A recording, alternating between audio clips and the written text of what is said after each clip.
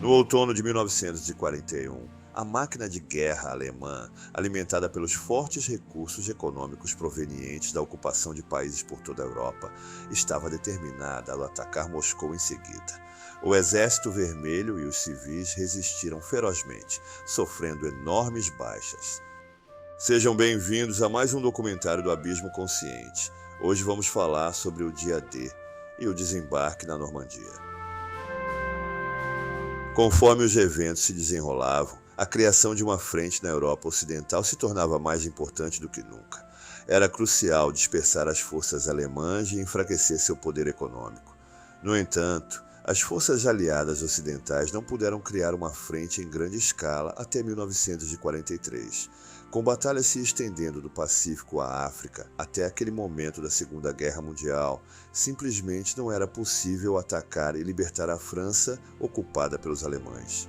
Somente durante as conferências de Casablanca e Teherã, em 1943, foi tomada a decisão de se reagrupar. Como resultado, o desembarque na Normandia, parte da Operação Overlord, foi planejado para maio de 1944.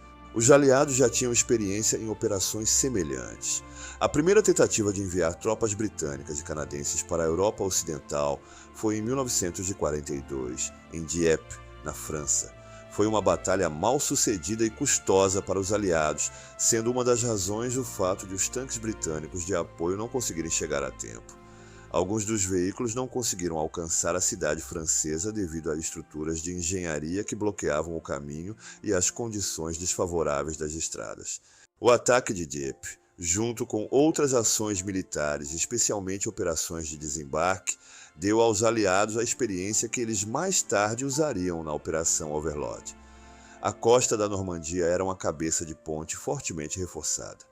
Em 1942, os alemães começaram a construir a Muralha do Atlântico, um sistema de defesa costeira e fortificações. Erwin Rommel, o comandante do Grupo de Exércitos B no norte da França, entendia que a chance de impedir um possível desembarque apenas com fortificações era bem pequena. Por isso, ele contava com o uso das reservas do Panzer Group West, que estavam posicionadas na França junto com as estruturas de fortificação. O Panzer Group era composto por um grande número de unidades, equipadas com veículos modernos, incluindo os Tigres e Panthers, e as tropas eram veteranas de combate na África e na Frente Oriental. O desembarque aliado prometia ser difícil e exigente. Enquanto isso, os aliados decidiram o local de desembarque. Precisava ser perto das Ilhas Britânicas, para que a Força Aérea Aliada pudesse apoiar eficientemente o desembarque e enfrentar os alemães. Além disso, o desembarque de veículos pesados exigia praias adequadas para tal. Os lugares mais apropriados eram na costa, perto de Calais, Normandia e Bretanha. A ideia de desembarcar em Calais foi descartada, pois era vista como a mais óbvia. Os alemães também pensavam assim. Eles posicionaram reservas militares lá e reforçaram o sistema de defesa da região. Uma decisão arriscada foi tomada. O desembarque deveria acontecer na costa da Normandia. No entanto, essas praias estavam longe de ser ideais para esse propósito. As forças alemãs menos esperavam encontrar os aliados ali, pois acreditavam que seria impossível realizar operações de combate prolongadas sem acesso à infraestrutura de um grande porto.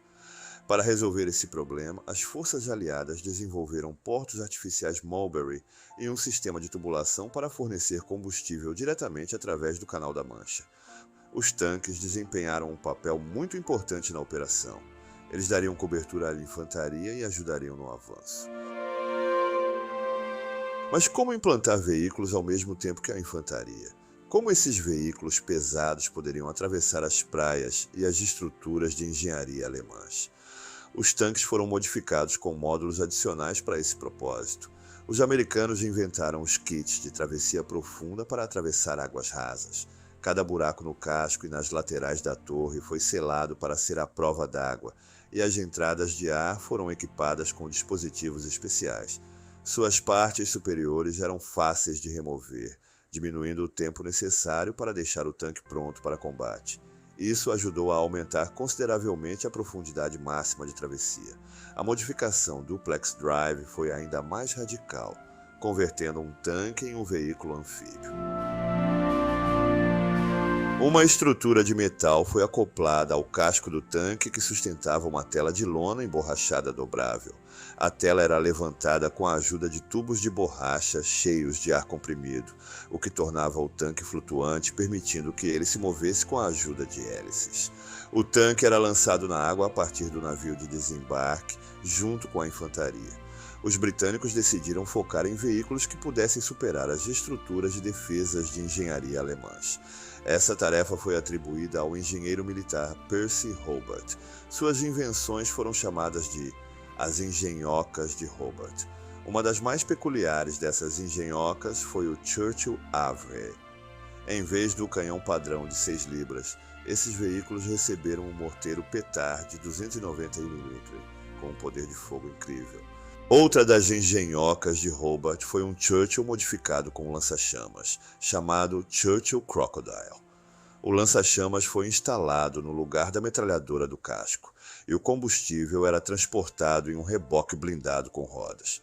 O tanque Crab, usado para limpar minas, abria caminho para os veículos pesados, e o Churchill AEC, equipado para lançar pontes, ajudava a cruzar terrenos difíceis.